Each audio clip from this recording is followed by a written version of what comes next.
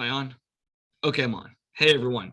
Today, I'm going to go over a relatively short analysis of Childish Gambino's "This Is America" music video. Okay. If you have not already watched the video, you should go on and watch it first because there will be spoilers and you might not totally understand what I'm talking about if you don't go watch it. I'm not showing it here on this lecture. I'm showing clips of it, I mean, images of it, okay, and talking about it. So if you have not watched the video yet, you need to go on and watch it, okay? All right, let me share my screen.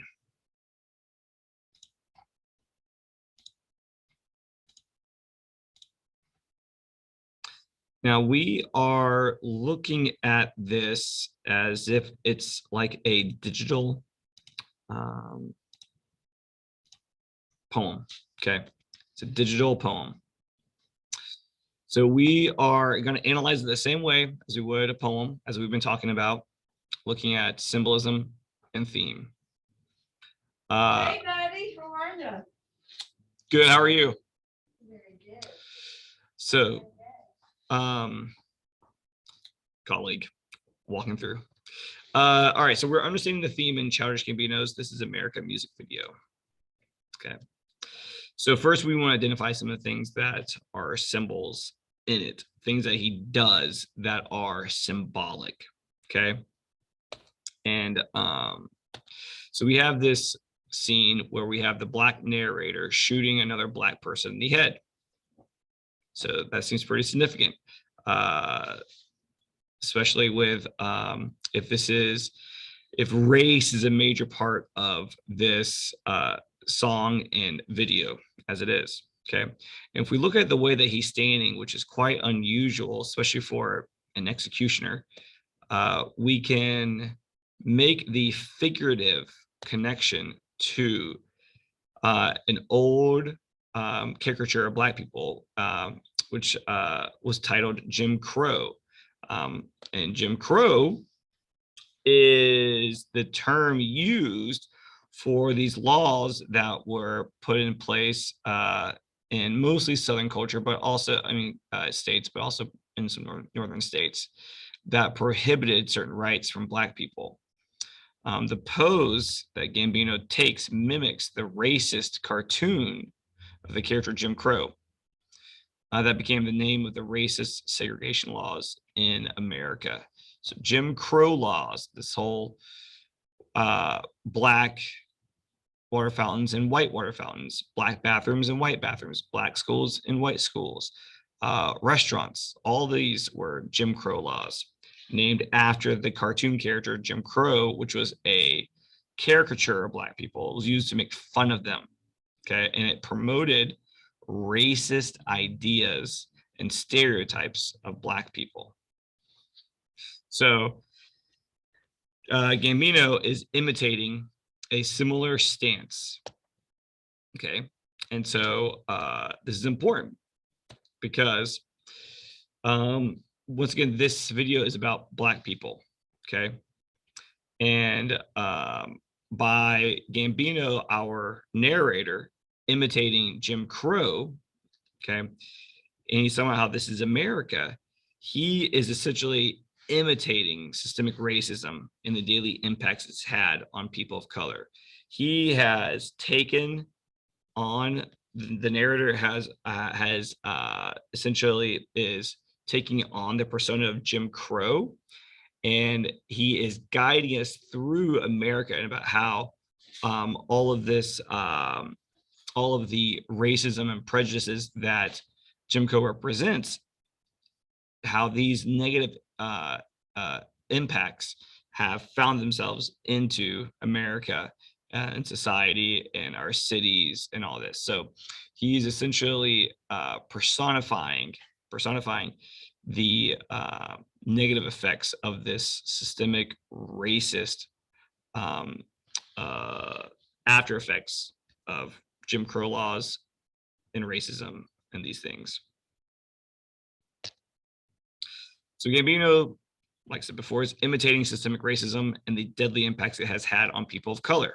Okay. So like here, when he shoots the church singers, again, he is personifying the negative impacts of Jim Crow, these the perpetuation of racist stereotypes and archetypes put onto Black people. Okay. And what he's essentially is saying in this, that this is alluding to the Charleston shootings by the white supremacists who went to the church, the Black, the predominantly African American church in Charleston, and shot and killed many people there. And he did this out of his racism. And so Gambino is making this connection that this long history of negative racial projection has continued to perpetuate racist ideas in people.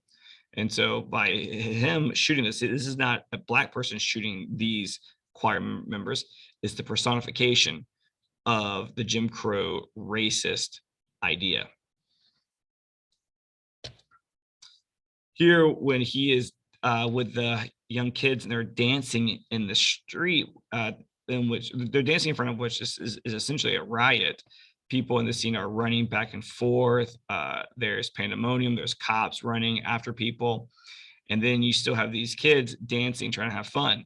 And this symbolizes how kids are growing up and almost, especially the inner city kids, are growing up in a similar state as like a war-torn country, and they're having to find ways to find enjoyment and to be kids and to dance in the backdrop of all this violence that is occurring. And this scene is still continues with sort of the riots, and then we have in the background we have a rider on a black hooded rider on a white horse, and this white horses represent death. They have been classic examples of death because in the Bible in Revelations, one of the riders of the apocalypse is the rider of the pale horse, and that rider was death.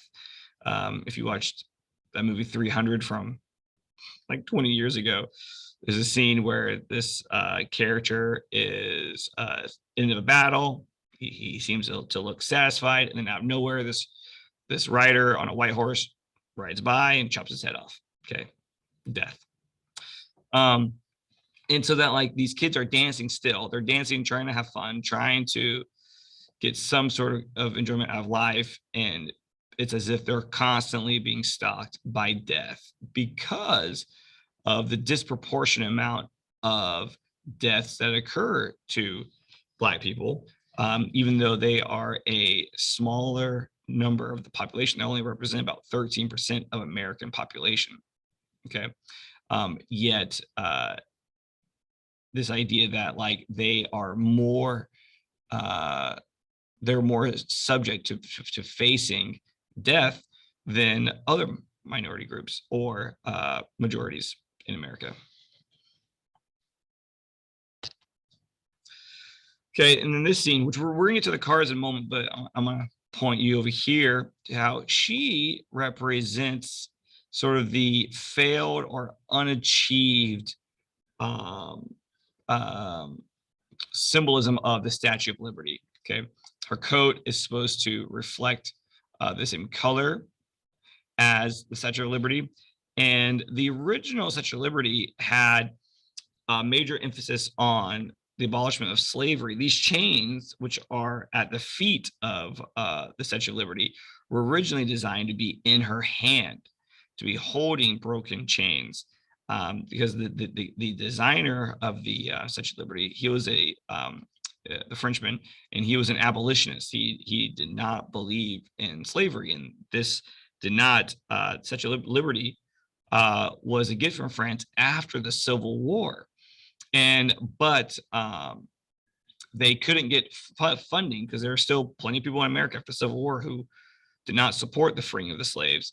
And so a way to get financial backing from more investors, they moved the chains instead of being a prominent place in her hands to then at the bottom underneath her dress.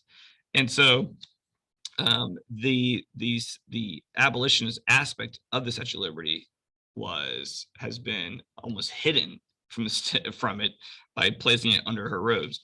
And so is liberty was not ever really fully fulfilled in America for people of color, because of, like, again, voting rights taken away, not ability to own property, Jim Crow laws, segregation, separate schools, all these kind of things. And so the promise of liberty was unfulfilled, which is why we have her sitting here on the car rather than being able to be standing and empowered. Now we get to the cars.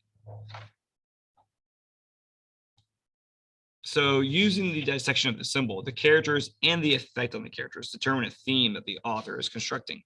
Okay. So what theme do the cars represent?